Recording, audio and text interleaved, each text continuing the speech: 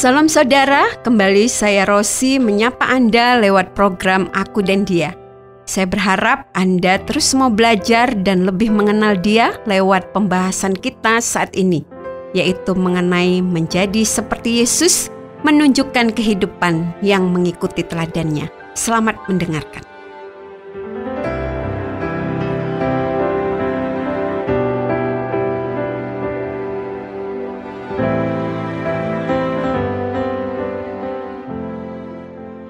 Aku dan keponakanku terkejut ketika mendengar apa yang dikatakan oleh anak dari keponakanku itu.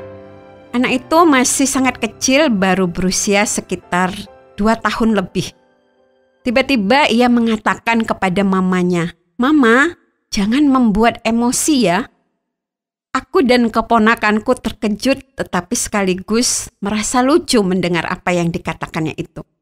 Ia hanya mengulangi apa yang sering dikatakan oleh mamanya, yaitu keponakanku itu, ketika ia melihat anaknya itu melakukan sesuatu yang menjengkelkan. Atau kalau anaknya itu terus saja melakukan apa yang sudah dilarangnya.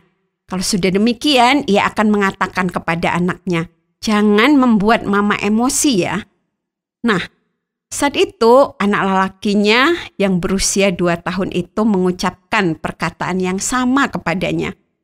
Waktu itu ia sedang mencoba untuk meminta agar mamanya membelikan mainan untuknya. Akan tetapi karena ia baru saja mendapatkan sebuah mainan baru, keponakanku menolak untuk membelikannya. Apalagi yang diminta oleh anaknya itu adalah mainan yang sebenarnya sangat mirip dengan mainan yang baru saja diperolehnya. Hanya modelnya saja yang berbeda.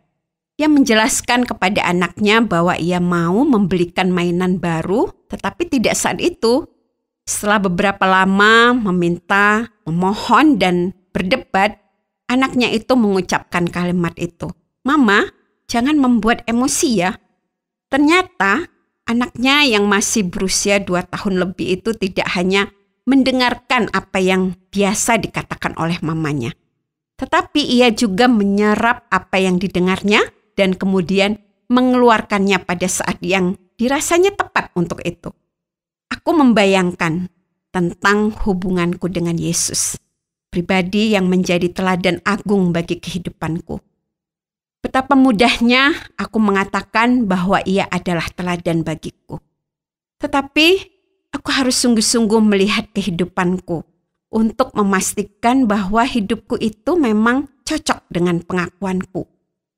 Aku harus terus memeriksa apakah memang kehidupanku benar-benar sesuai dengan pengakuanku bahwa aku mau memiliki kehidupan yang meneladani Yesus.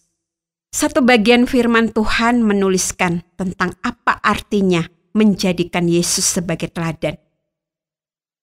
Di dalam 1 Petrus 2 ayatnya ke-21 dikatakan, "Sebab untuk itulah kamu dipanggil, karena Kristus pun telah menderita untuk kamu dan telah meninggalkan teladan bagimu, supaya kamu mengikuti jejaknya." Ketika aku mengatakan bahwa aku mau meneladani Yesus, maka aku akan mengikuti jejaknya. Artinya, aku akan menjadi orang-orang yang meniru apa yang dilakukan oleh Yesus. Ketika aku mengaku bahwa Yesus adalah teladan yang utama bagiku, maka sebenarnya kehidupanku seharusnya juga menunjukkan ciri-ciri yang ada di dalam pribadi Kristus.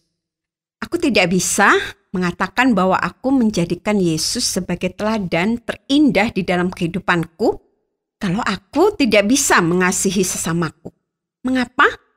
Karena keseluruhan kehidupan Kristus dipenuhi dengan tanda-tanda yang menyatakan betapa besarnya kasih-Nya kepada manusia. Ia yang adalah Allah rela datang ke dunia untuk menjadi manusia dan menjalani semua penderitaannya, semata-mata karena kasih-Nya. Dalam setiap detail kehidupannya, ia menjadi perwujudan dari kasih itu sendiri. Ia menyembuhkan orang sakit, ia membangkitkan orang mati, ia memberi makan orang-orang yang kelaparan ketika mereka mengikuti Dia. Ia mengusir setan dari orang-orang yang kerasukan. Ia juga menyambut anak-anak yang datang kepadanya. Semua itu adalah perwujudan yang sangat nyata dari definisi kasih itu sendiri. Hatinya tergerak oleh belas kasihan ketika ia melihat orang banyak yang membutuhkan pertolongan. Ia mengampuni dan bahkan mendoakan orang-orang yang menganiaya dan menyiksanya. Semua itu adalah perwujudan dari rasa kasih yang agung itu. Aku tidak bisa mengatakan bahwa aku mau menjadikan dia sebagai teladan bagi kehidupanku kalau aku sama sekali tidak memiliki tanda-tanda kasih yang demikian. Aku tidak bisa mengatakan bahwa aku sedang bergerak untuk menjadi serupa dengan gambaran Kristus kalau orang-orang di sekitarku tidak bisa melihat aku menyatakan kasih apapun yang memancar dari kehidupanku. Yesus penuh dengan kemurahan hati. Ia memberikan begitu banyak kepada orang-orang yang ada di sekitarnya. Ia melakukan perkara-perkara ajaib yang mendatangkan kebaikan dan keuntungan bagi orang-orang yang ada di dekatnya. Tidak ada kemurahan yang melebihi apa yang dilakukan oleh Yesus ini.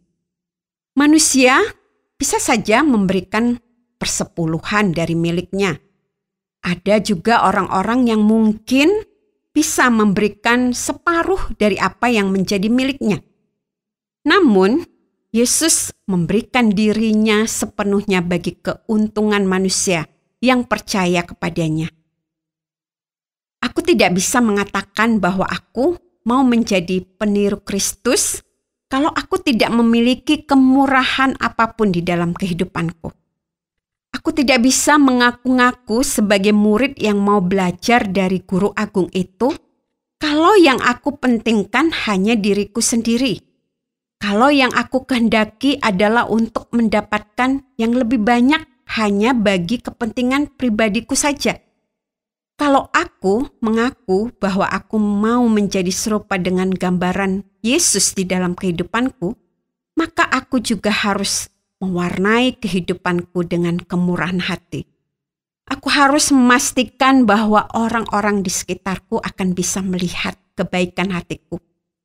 Bukan supaya aku mendapatkan pujian atas apa yang aku lakukan, tetapi supaya Bapakku dipermuliakan sebagaimana yang Yesus katakan sendiri di dalam Matius 5 ayat 16.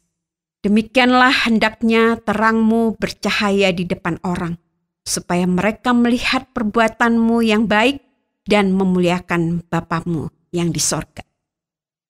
Yesus juga pribadi yang sangat rendah hati.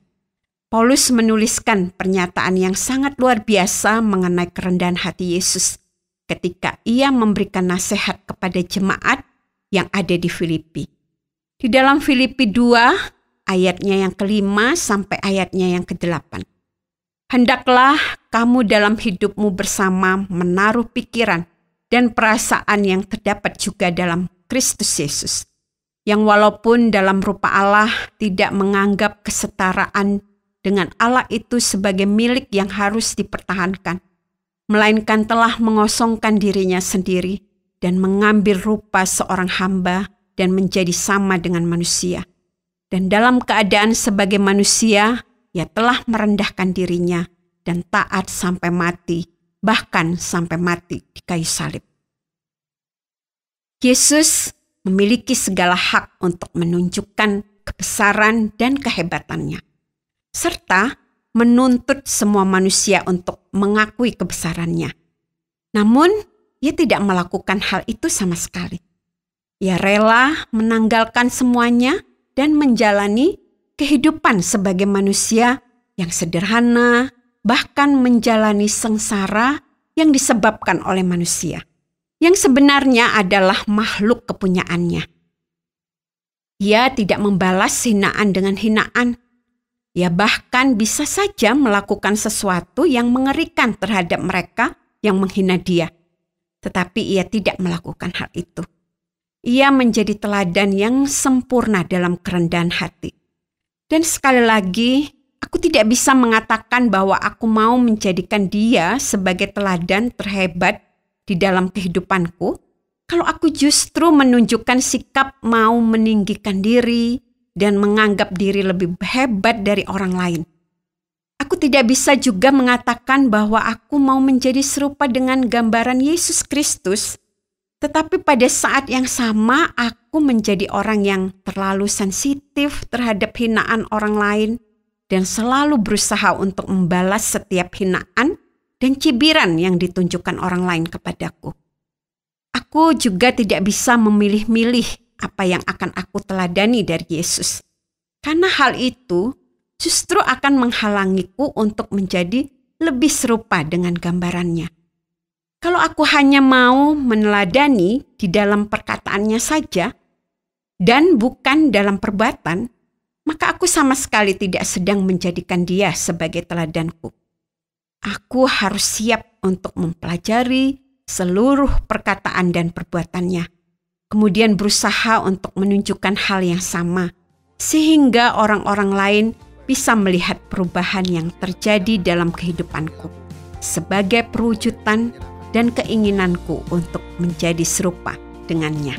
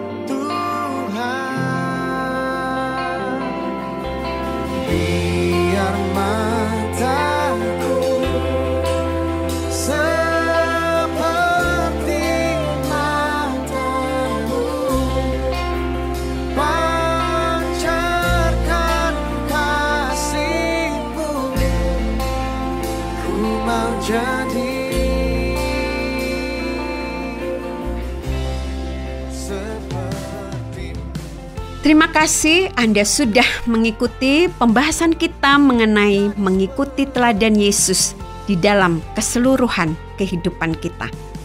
Ketika kita berkata mau menjadikan Yesus sebagai teladan, maka kita seharusnya siap menyatakan dan menunjukkan di dalam seluruh kehidupan kita. Kalau Anda ingin memahami lebih banyak tentang bagaimana menjadi serupa dengan Yesus, meski kita tidak mampu melakukannya sendiri, atau Anda ingin mengetahui lebih banyak tentang pribadi Yesus, kami siap untuk menjelaskannya lebih lanjut untuk Anda.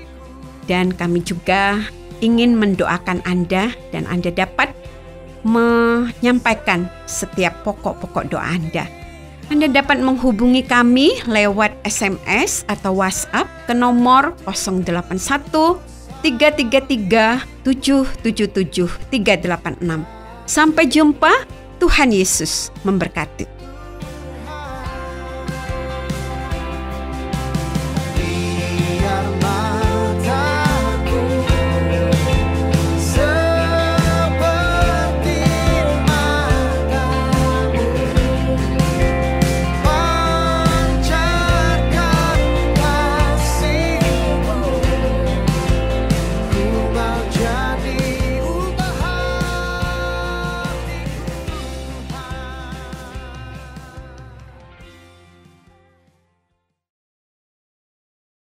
Terima kasih Anda sudah mengikuti program kami. Jika Anda diberkati, jangan lupa like, komen, dan share supaya Anda tidak ketinggalan setiap program terbaru kami.